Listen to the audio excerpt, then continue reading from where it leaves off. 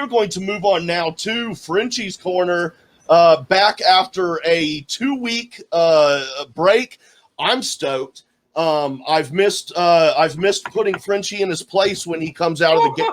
Really stupid opinions. I love how you project. All right. So that being said, yeah, let's go to Frenchie's Corner. First one, I forgot to put in the batters because I'm an idiot. Let's just go audio. Now, first, should the betting round be replaced by another concept round? Why I say that is, round threes in championship matches are fun, are very loaded in different types of strategies. But I find the betting round is a round that always usually is played the same way. 3-point, 3-point.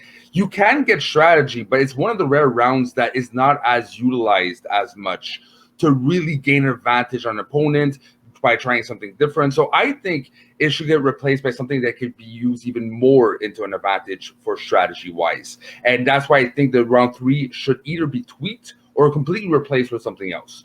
I'm sure you have a different opinion because it's you. I completely agree. I agree. No, you don't. No, I do. I agree with you. I actually do.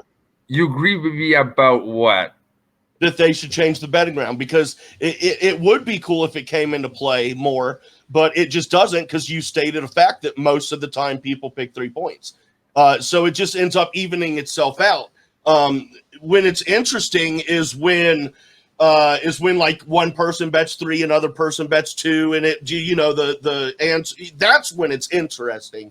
But I totally agree with you.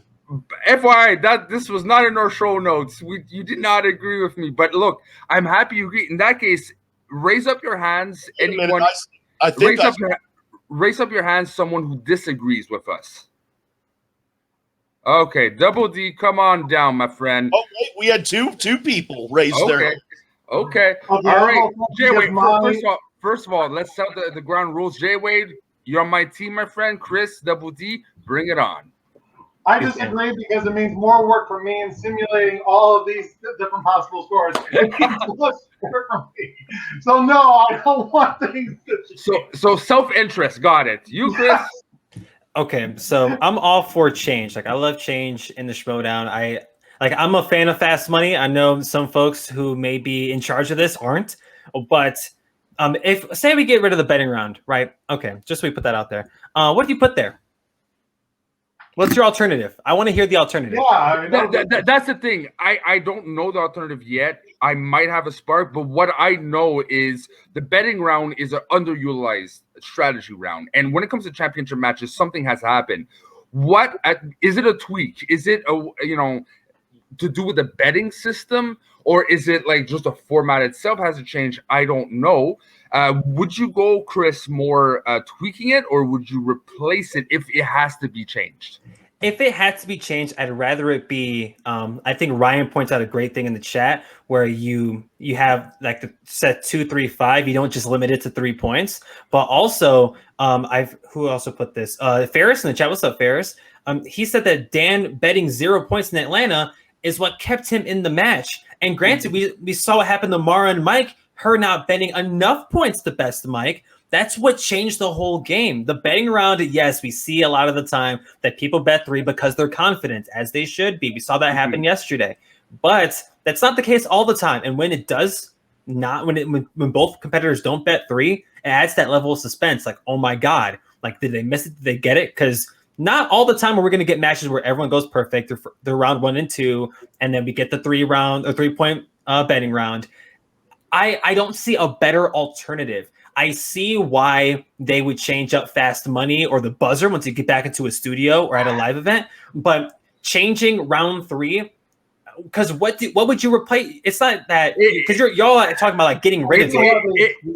I like the bet. I like the betting, okay? But sure.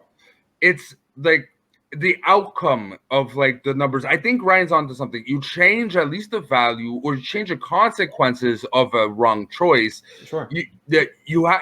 Betting is good, right? Because it adds randomness. It puts it on the competitor to distinguish how many points they get with the question. But it's the choices that seem like it's, if you're confident, you don't want to take a risk. Most people don't. You go 3.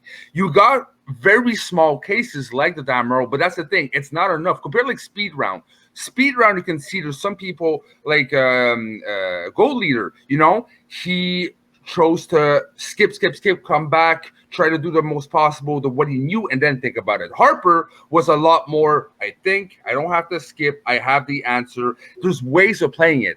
The ways of playing it in the betting round is a lot more repetitive, and it could open up. So again, you change the at least the value, depending maybe what league you play in, that might be just a notch more. Like, do I risk 5 points? Is a lot.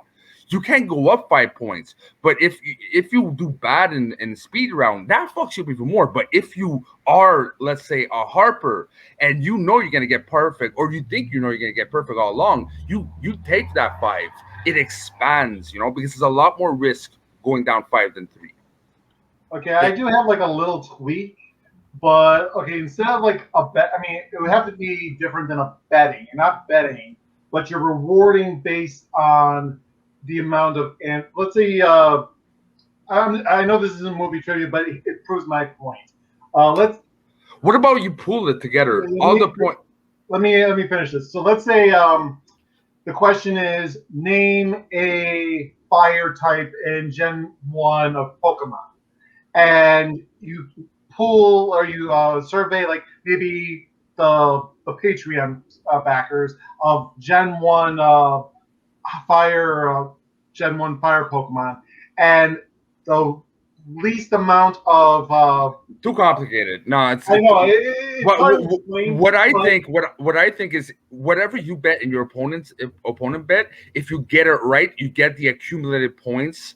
And if your opponent does also get accumulated points, but if you don't, well, you only get the accumulated points, and that person's like down 6 points, right? So you really have to think. If you think you're wrong, you go for 1 point. They're only up 4 points if you get it wrong. I see. Even that's too much. What's the point of like, oh, let's do some math mid match and see how to distinguish it? No, it's either you get what you bet or you don't. Like it's not too complicated. What about you, Jay Wade? Yeah. I changed my mind. I'm back with Chris and Double D. Yeah. Thank Traitor. See, and I only came out here because I wanted to hear the alternative because we always hear about people. It's like, oh, like this part of the game should change. All right, what should we change it to? Oh, like that's, and I think the betting round. If anything, let's change the amount of questions they get in round 2. Let's change the way they do round 4. But I think round 1, 5, and 3 should stay the same. I will change 4 and 2 before I do change anything else about the Schmoedown. And I'm not one to change up the rules. I love change, but I like how it's set up now. Like I think it's fine. And why we're even having this conversation is because of matches like yesterday with Bushkar and with Harper, is because they do so damn good that they have to bet 3 points because they know the other one's going to bet 3 points. All right. So that being said, I'm left alone going against 3 people. I say it's unfair. So let's move on to the next Frenchie's Corners topic.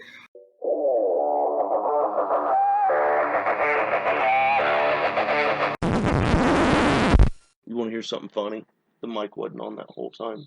No way. Yeah, for real. Oh, wow. So smooth.